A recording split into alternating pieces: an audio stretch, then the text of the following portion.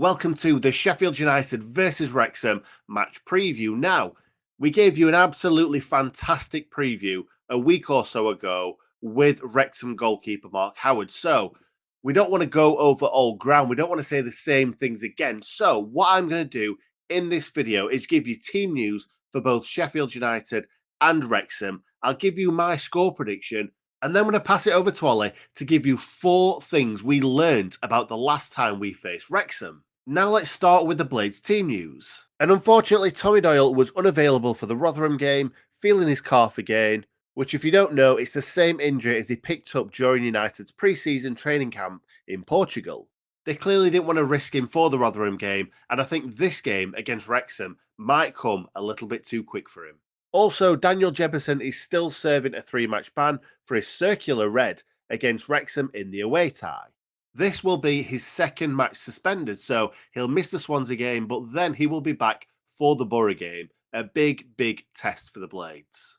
The Rotherham game was largely uninspiring for the Blades, but Wrexham pulled off another win away from home against Altrincham in the league. So they will be bang up for this one. Now, Wrexham team news. So Jordan Tunnicliffe and Aaron Hayden are still recovering from the injuries they suffered in the previous match against the Blades. So it's likely that Phil Parkinson will have to revert back to a similar defensive lineup that he was forced into making when the defensive duo went off against the Blades in the first game. And the reason for this is because, unfortunately for the Wrexham faithful, new signing Owen O'Connell isn't available for the replay. And the reason for that is because he wasn't signed by the time Wrexham played Sheffield United in the first game. Now, I had no idea that was a rule, but anywho, it's probably good for Sheffield United. Now, let's move on to my match prediction now. This could go any of 1,000 ways, looking at what happened in the last game between Wrexham and the Blades. Now, since we played each other, the Blades have drawn 0-0 very uninspiringly against 20th place Rotherham, and Wrexham beat Altrincham away from home. It was quite late on, not too late on, but quite late on, so they're going to be absolutely buzzing going into this game. And we might not be. We might be, but we also might not be. So, I think I'm going to go for a Blades win, because obviously you've got to back yourself, and I'm going to go for a 3-1 Blades win. I think it's going to be tight and cagey for most of the match, but I think the Blades will end up scoring maybe a couple of late goals, making it look probably a lot easier on paper than it will have been in person. So that's me all done for this video. I'm going to pass you over to Ollie, and he's going to give you 4 things we learnt when we played Wrexham at the racecourse ground. Also, before I pass you over, if you enjoy this section, please let us know in the comments right now, because we might even have it as a mainstay on the channel. So let us know in the comments right now. Over to you, Ollie. The first thing we learned from Sheffield United versus Wrexham is that Paul Mullin is probably a championship player. Obviously, not United focused for the first one, but I think it needed to be said that he was the outstanding player on the pitch. He gave our backline an absolutely torrid time. I was just so impressed with his performance. I thought he was strong. I thought he looked fast. I thought his movement to isolate one of our defenders one-on-one was really excellent. Now, United don't come away from that without, taking their own share of the blame. His goal, though he took it really well, though he's got the double nutmeg, which is maybe a little bit lucky, John Egan's just not tracked his run. He's let him go. He's got drawn towards the ball, giving him so much space in the middle. But that isn't taken away from the intelligence with which Mullin makes his run, because he comes deep to pick up the ball for that goal. Plays a lovely pass out into the channel, and he follows it in, but he staggers his run. So he allows Egan to go to the right by just lingering back just a little bit. Now, that means that Egan switches off. He gets the space in the middle, and either he puts it in or he can pass it left to another player they've got on the overlap. Chris Basham, I love Chris Basham, but I think we've learned that he's no longer the top-level championship player that he has been for so many seasons. I love him. I think his injury, up until his injury last season, he was one of our best players, I thought, under Slav. We really needed him in the team. Once Hecky brought him back in, he was then a standout. He was the first name on the team sheet, and he did what Chris Basham does. But unfortunately, he got that really bad injury towards the end of last season, and that does look to have affected him. He came back in for the playoffs, and I thought, maybe he's not properly fit. given the benefit of the doubt, he's more than earned that. And he still has, and he's still a Sheffield United legend. He's still my favourite Sheffield United player. But unfortunately, it does feel as though his time has come. He had a torrid afternoon this time out. Paul Mullin had him on toast for the most of the game. I thought he'd lost a yard of pace because one of the things he always had was really good athleticism. We didn't see him getting on the ball and getting forwards. Thought his passing wasn't quite where it's been in the past. And then that was almost all very much summed up in the 90th minute when he gave away a really good chance that Wrexham just missed. Obviously, we've brought Anelli, and Anelli is going to be that replacement player. He's going to be the one who is taking that role forward. He's developing the 𝗂𝗍𝗶𝗲 role, because we can't forget that's the 𝗂𝗍𝗶𝗲 role. We invented it for him. He is the overlapping centre half. But unfortunately, time does catch up to all of us, and I feel as though the second thing we learned is that time has caught up to 𝗂𝗍𝗶𝗲. Adam Davies is not a championship goalkeeper. I'm not particularly sure that he's an any level goalkeeper at this stage. That's very harsh on him. What Adam Davies does do well is he can be a very good player. We've seen it at other clubs. At Barnsley, he was a very good player there. They really, really liked him. It's just that his move to Stoke never quite worked out, and it's left him with a gap in his development, meant he wasn't getting regular football, and that's probably affected him. He's probably rusty. He's probably struggling.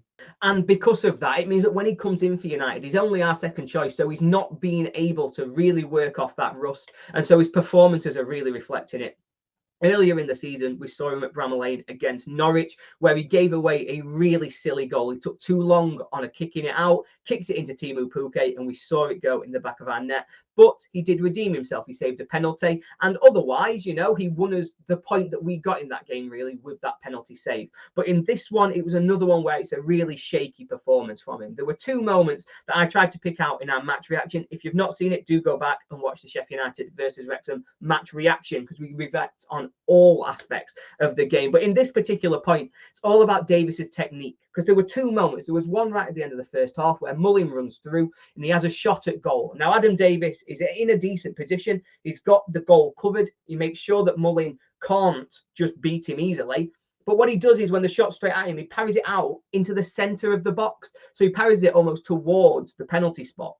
Now, that's the opposite of what we want our goalkeepers to be doing, because what that's doing is putting the ball back in danger. We don't want our keepers putting us in danger. You need to put it out wide. So you send it out, just out wide, so that they, even if they do pick it up, they can't just immediately have another shot at goal. It's not an immediate chance. Or you put it out for a corner. Now, again, they both do create chances, but just not in the same way, and they reduce the panic. They create them chances, but just not in the same way. They give United the opportunity to organise their defence and really put that structure back in place, whereas what happens when he puts it in the middle is it creates panic. So on the first one, it created panic, and there was a penalty shout for Wrexham. Now, there were lots of penalty shouts for Wrexham, don't get me wrong, but this was one that was just unnecessary because Davies could have just got rid of the danger.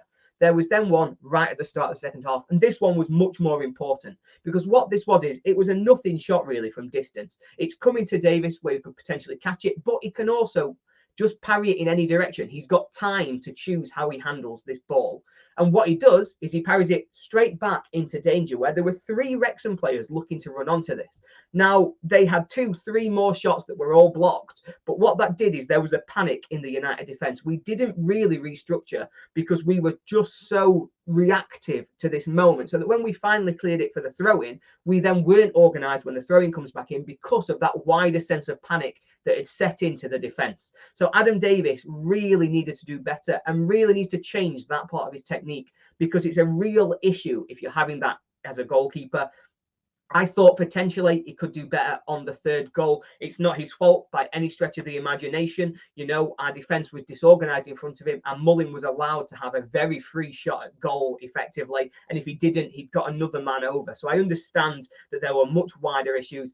But at this stage, could he have just been a little bit bigger? Could he have stopped that ball going through his legs? It's possible. Sheffield United are not beaten. Now, I've been quite negative during this video so far. I focused on things that maybe we weren't doing well. You know, I focused on us losing Sander Berge, focused on Adam Davies not quite being at level, that 𝗂𝗍𝗶𝗲𝗃 maybe having gone past it. But one thing that it doesn't matter about any of those, because what we've got is mentality. We know that we are not beaten at any point. We were down to 10 men.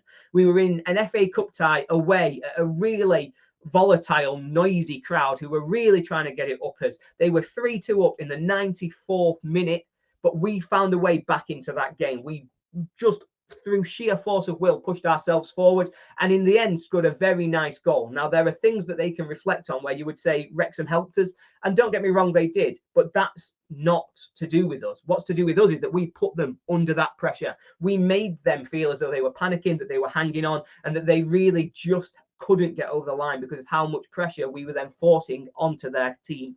Now, we did similar recently at QPR, again with a John Egan 95th minute equaliser, and that's a sign of a team that are going a long, long way, because if you can't be beaten and if you have the mentality that forces you back into games like this, that is huge, and that is a fantastic thing for United to have going forwards. It's going to set us in fantastic stead for the promotion push and potentially even for a relegation battle, because if you can't be beaten, it's very difficult to get relegated. And that is the fifth thing that we learned